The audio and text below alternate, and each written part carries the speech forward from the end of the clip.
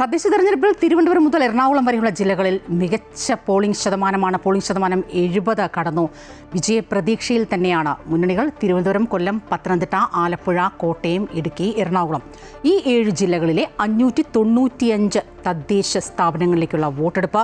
ഒപ്പം 3 കോർപ്പറേഷനുകൾ, 39 മുനിസിപ്പാലിറ്റികൾ, 7 ജില്ലാ പഞ്ചായത്തുകൾ, 75 ബ്ലോക്ക് പഞ്ചായത്തുകൾ, 471 ഗ്രാമപഞ്ചായത്തുകൾ എന്നിവിടങ്ങളിലാണ് വോട്ടെടുപ്പ്. ഒന്നാം ഘട്ട വോട്ടെടുപ്പിൻ്റെ അവസാന ഘട്ടം ഏതാണ്ട് ചുരുങ്ങിയ മിനിറ്റുകൾ മാത്രമാണ് ഇനി ബാക്കിയാകുന്നത്. ഏറ്റവും പുതിയ വിവരങ്ങളുമായി തിരുവനന്തപുരത്തു നിന്നും അൺഫിലിറ്റ് ഡിസൂസ ചേരുകയാണ്. അൺഫിലിറ്റ്, ചുരുങ്ങിയ മിനിറ്റുകൾ മാത്രമാണ് ഒന്നാം ഘട്ട പോളിംഗ്, തദ്ദേശ തെരഞ്ഞെടുപ്പിൻ്റെ ഒന്നാം ഘട്ട പോളിംഗ് അവസാനിക്കുന്നതിനായി ബാക്കിയാകുന്നത്. നമുക്കറിയാം, 1 മാസത്തോളം നീണ്ടുനിന്ന കണക്കുകൂട്ടലുകൾ, ആവേശം, പോരാട്ടം, പ്രചരണം ഇതെല്ലാം അതിൻ്റെ ജനങ്ങളുടെ ജനവിധിയായി വോട്ടെടുപ്പായി അവസാനിക്കുകയാണ്.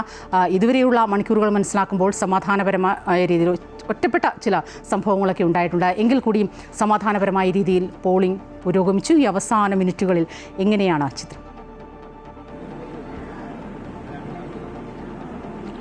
അതായത് സ്വപ്ന, ഈ 7 ജില്ലകളിൽ ഒന്നാം ഘട്ട പോളിംഗ് അവസാനിക്കുമ്പോൾ പോളിംഗ് ഔദ്യോഗികമായി തന്നെ പോളിംഗിന് അവസാനിച്ചു എന്ന് തന്നെയാണ് പറയേണ്ടത്. കാരണം കൃത്യം 6 മണിയായിരിക്കുകയാണ്.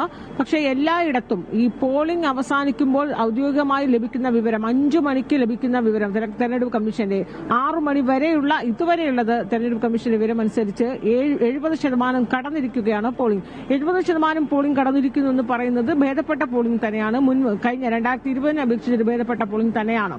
ഈ 7 ജില്ലകളിൽ ഏറ്റവും കൂടുതൽ, അതായത് 75% പോളിംഗ് രേഖപ്പെടുത്തിയിരിക്കുന്നത് എറണാകുളത്തും അതോടൊപ്പം ആലപ്പുഴയിലുമാണ്. താരതമ്യേന പോളിംഗ് കുറവ് 65-66% എന്ന രീതിയിലാണ് തിരുവനന്തപുരത്തും പത്തനംതിട്ടയിലും പോളിംഗ്. എന്നാലും ഔദ്യോഗികമായ പോളിംഗിന്റെ കണക്കുകൾ വരുന്നതേ ഉള്ളൂ. ഈ തെരഞ്ഞെടുപ്പ് കമ്മീഷൻ ഏറ്റവും ഒടുവിൽ പുറത്തുവിട്ട കണക്കുകൾ പ്രകാരമാണ് ഈ ഒരു കണക്ക് വിവരം പറയുന്നത്. എങ്കിൽ പോലും 70%-ലേറെ പോളിംഗ് എന്ന് പറയുന്നത് ഈ ഒരു പ്രാഥമിക ഘട്ടത്തിൽ ആദ്യ കണക്കുകൾ പ്രകാരം 70% പിന്നിടുന്നു എന്ന് പറയുന്നത് ഭേദപ്പെട്ട പോളിംഗ് തന്നെയാണ്, മികച്ച പോളിംഗ് തന്നെയാണ് എന്ന് പറയേണ്ടിയിരിക്കുന്നു. ഇനി ഈ പോളിംഗ് ഇപ്പോഴും ഞാൻ നിൽക്കുന്നത് ഇപ്പോൾ ഭീമാവള്ളി വാർഡിലാണ്. ഭീമാവള്ളി വാർഡിലെ ബൂത്തിലാണ് ഞാനിപ്പോൾ നിൽക്കുന്നത്. ഇവിടെ ദൃശ്യങ്ങൾ കാണാം, നിര തന്നെയാണ്, അതായത് തിരക്കാണ്, നീണ്ട നിര ഇവിടെ ഇപ്പോഴും കാണുന്നുണ്ട്. പക്ഷേ ഇപ്പോൾ സ്ലിപ്പ് പോലീസിനെ കാണാൻ കഴിയും. സുരക്ഷാ ഉദ്യോഗസ്ഥർ, പോലീസൊക്കെ നിയന്ത്രിക്കുകയാണ്. കാരണം സ്ലിപ്പ് എടുത്ത് അകത്ത് കയറിയവർ, ടോക്കൺ എടുത്ത് അകത്ത് കയറിയവർക്ക് മാത്രമാണ് അവസാനം വരെ അവർക്ക് വോട്ട് ചെയ്യാനുള്ള സമയം നൽകുന്നു. അതിന് അനുവദനീയമാണ്. അതിനപ്പുറത്തേക്ക് ഗേറ്റ്, പ്രധാന ഗേറ്റൊക്കെ ക്ലോസ് ചെയ്യാനായി പോലീസുകാർ കൃത്യമായി പോലീസിന്റെ നിരീക്ഷണത്തിലാണ്. ഇപ്പോൾ ഈ 6 മണിക്ക് ശേഷവും നീണ്ട നിര കാണുന്ന ബൂത്തുകളിലൊക്കെ തന്നെയും ഈ പോലീസിന്റെ സുരക്ഷയിൽ തന്നെയാണ്. കർശനമായ നിയന്ത്രണമാണ് പോലീസ്. പ്രധാന ഗേറ്റൊക്കെ അടച്ചിരിക്കുന്നു. സ്ലിപ്പ് എടുത്തവർ മാത്രമാണ് അകത്തുള്ള പ്രവേശനമുള്ളത്. അല്ലാത്തവരെയൊക്കെ തന്നെയും പുറത്തേക്ക് ആക്കിയിട്ടുണ്ട്. തീർച്ചയായും ഏതാണ്ട് പോളിംഗ് അവസാനിച്ചിരിക്കുന്നു എന്ന് തന്നെ പറയാം. തദ്ദേശ തെരഞ്ഞെടുപ്പിന്റെ ഒന്നാം ഘട്ട പോളിംഗ് അവസാനിച്ചിരിക്കുന്നു. ഇപ്പോൾ ആ ക്യൂവിൽ നിൽക്കുന്നവർക്ക് മാത്രമാണ് അകത്ത് കയറി വോട്ട് ചെയ്യാനുള്ള ഒരു അവസരം ഉണ്ടാവുക. എങ്ങനെയാണ് ഇപ്പോൾ ഈ ഒരു സമയത്തെ ഒരു പോളിംഗ് ശതമാനം? നമുക്ക് കൃത്യമായി പറയാനുള്ള സമയമൊന്നും ആയിട്ടില്ല. എങ്കിൽ കൂടിയും ഏറ്റവും കൂടുതൽ ഇതുവരെ പോളിംഗ് എവിടെയാണ് രേഖപ്പെടുത്തിയത്? കുറവ് എവിടെയാണ്? ഈ പോളിംഗ് പാറ്റേണിനെ കുറിച്ചൊന്ന് വിശദീകരിക്കാമോ? രാവിലെ പലയിടത്തും ചിലയിടങ്ങളിൽ മന്ദഗതിയിലായിരുന്നു. പക്ഷേ ചിലയിടങ്ങളിൽ രാവിലെ തന്നെ നേരത്തെ എത്തി വോട്ട് രേഖപ്പെടുത്തി മടങ്ങിയവരുണ്ട്. ഉച്ചയ്ക്കൊരു സ്ലോനെസ് ഫീൽ ചെയ്യുന്നുണ്ടായിരുന്നു. അതിനുശേഷം വൈകിട്ട് കൂടുതൽ ആളുകൾ. ആ ഒരു പാറ്റേൺ ഒന്ന് പറയാമോ? അതായത് ഇപ്പോൾ ഈ 6 മണിക്ക് ഔദ്യോഗികമായി പുറത്തുവിട്ട കണക്കുകൾ പ്രകാരം 7 ജില്ലകളിൽ എറണാകുളത്തും ആലപ്പുഴയിലുമാണ് ഏറ്റവും അധികം പോളിംഗ് രേഖപ്പെടുത്തിയിരിക്കുന്നത്. എറണാകുളത്തും ആലപ്പുഴയിലും 72-73% പോളിംഗ് രേഖപ്പെടുത്തിയിരിക്കുന്നത്. ഏറ്റവും കുറവ് തിരുവനന്തപുരത്തും പത്തനംതിട്ടയിലുമാണ്. തിരുവനന്തപുരത്ത് 65%. ഈ 2 ജില്ലകളിലും ഔദ്യോഗികമായി പുറത്തുവിട്ട കണക്കാണ്. പക്ഷേ എങ്കിൽ പോലും അത് അന്തിമമായൊരു കണക്കല്ല. അന്തിമമായ കണക്ക് നോക്കുമ്പോൾ ഒന്നാം ഘട്ടത്തിൽ 70%-ലേറെ ഈ 7 ജില്ലകളിലും വോട്ടിംഗ്, അതായത് പോളിംഗ് 70%-ലേറെ കടന്നിരിക്കുന്നു എന്ന് തന്നെയാണ് പറയുന്നത്.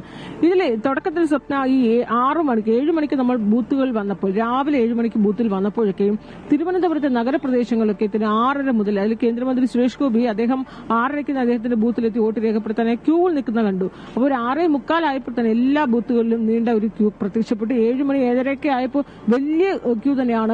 അത് നഗരഭാഗങ്ങളിലാണ്. പക്ഷെ അപ്പോഴും നമുക്ക് കാണാൻ കഴിയുന്നത് ഗ്രാമപ്രദേശങ്ങളിലും മറ്റ് തീരപ്രദേശങ്ങളിലും ഒക്കെ തന്നെയും ഒരു പകൽ ഉച്ചവരെയും എല്ലാ ബൂത്തുകളിലും കനത്ത ക്യൂ. ഇത് തിരുവനന്തപുരത്ത് മാത്രമല്ല, ഈ വോട്ടെടുപ്പ് നടക്കുന്ന 7 ജില്ലകളിലും സമാന സ്ഥിതി തന്നെയായിരുന്നു. അത് വലിയൊരു തള്ളിക്കയറ്റം ആ സമയത്തുണ്ടായിരുന്നു.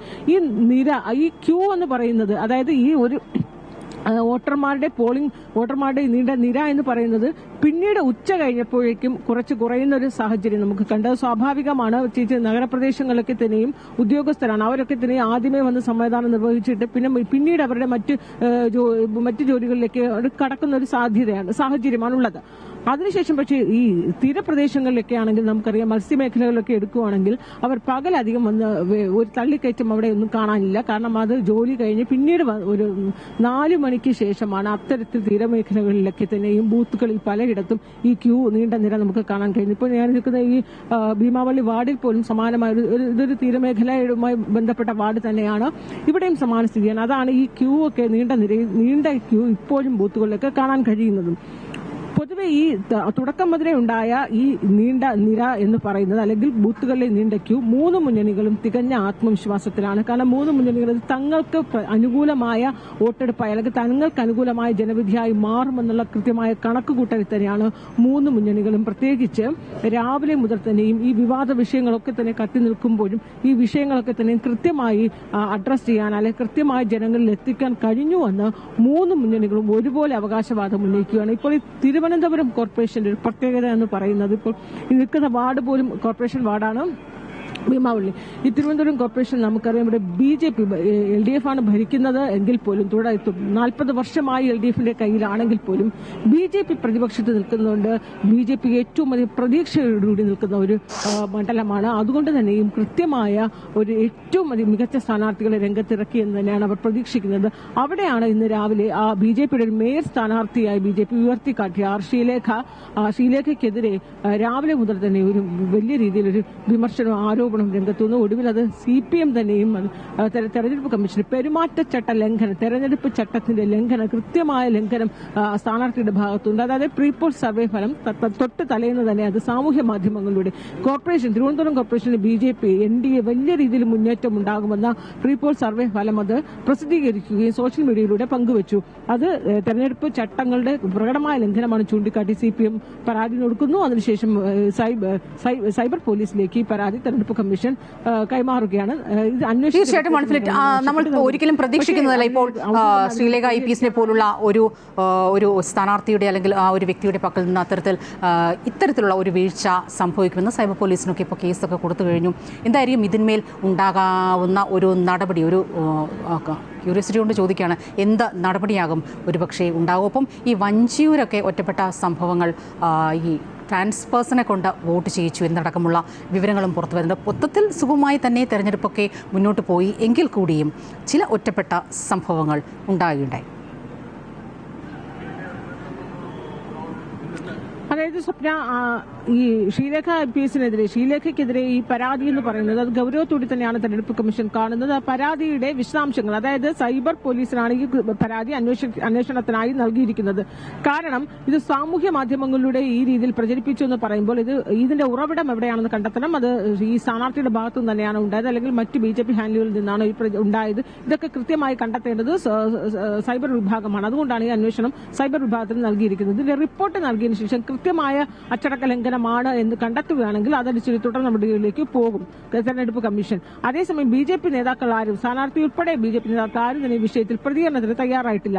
എന്നാൽ മറ്റൊരു അനിഷ്ട സംഭവം ഈ സമയത്തുണ്ടായത് ഉച്ചയ്ക്ക് ശേഷം തിരുവനന്തപുരത്ത് വഞ്ചിയൂർ വാർഡിലാണ് വലിയ രീതിയിലൊരു സംഘർഷമുണ്ടായത്. അത് ഏറ്റവും വലിയ രീതിയിൽ തന്നെ ഒരു സംഘർഷം, അത് നേരിയ സംഘർഷമൊന്നും പറയാൻ സാധ്യമല്ല. കാരണം അത് BJPയുടെ ജില്ലാ നേതാക്കൾ അടക്കം തന്നെ തെരുവിൽ റോഡിൽ കുത്തിയിരുന്ന് പ്രതിഷേധിക്കുന്ന സാഹചര്യം ഉണ്ടായത്. ട്രാൻസ്ജെൻഡേഴ്സിനെ, വോട്ടർ പട്ടികയിൽ ഇല്ലാതിരുന്ന ട്രാൻസ്ജെൻഡേഴ്സിനെ വ്യാപകമായത് 100-ലേറെ കള്ളവോട്ട് വഞ്ചിയൂരിൽ വാർഡിൽ നടന്നുവെന്ന് ആരോപിച്ചുകൊണ്ടാണ് ട്രാൻസ്ജെൻഡേഴ്സ് ഉൾപ്പെടെയുള്ളവരെ കളത്തിലിറക്കി, വോട്ടർ പട്ടികയില്ലാത്തവരെ കളത്തിലിറക്കി വോട്ട് രേഖപ്പെടുത്തി എന്ന് ആരോപിച്ച് BJP നേതാക്കൾ പ്രതിഷേധവുമായി വന്നു. പിന്നീട് അത് പോലീസിൽ അവർ പരാതി നൽകുന്നു. പിന്നീട് അതിനെക്കുറിച്ച് അന്വേഷിച്ച ഇരട്ട വോട്ടെന്ന ആരോപണമൊക്കെയാണ് BJP ഉയർത്തുകയും വലിയ രീതിയിലുള്ള സംഘർഷത്തിലേക്കൊക്കെ മാറുന്ന സാഹചര്യം ഉണ്ടായി. എന്നാൽ ഇപ്പോൾ സ്ഥിതി വേറെ പ്രശ്നങ്ങളൊക്കെ തന്നെ പരിഹരിച്ചു. കാരണം പോലീസിന് ഔദ്യോഗികമായി പരാതി കൈമാറി തെരഞ്ഞെടുപ്പ് കമ്മീഷനുമൊക്കെ പരാതി കൈമാറിയ ഒരു സാഹചര്യത്തിൽ ഈ രണ്ട് പ്രശ്നങ്ങളുമാണ് തിരുവനന്തപുരത്ത് കോർപ്പറേഷൻ കേന്ദ്രീകരിച്ചുണ്ടായ ഏറ്റവും ഒരു അനിഷ്ട സംഭവങ്ങൾ എന്ന് പറയുന്നത്.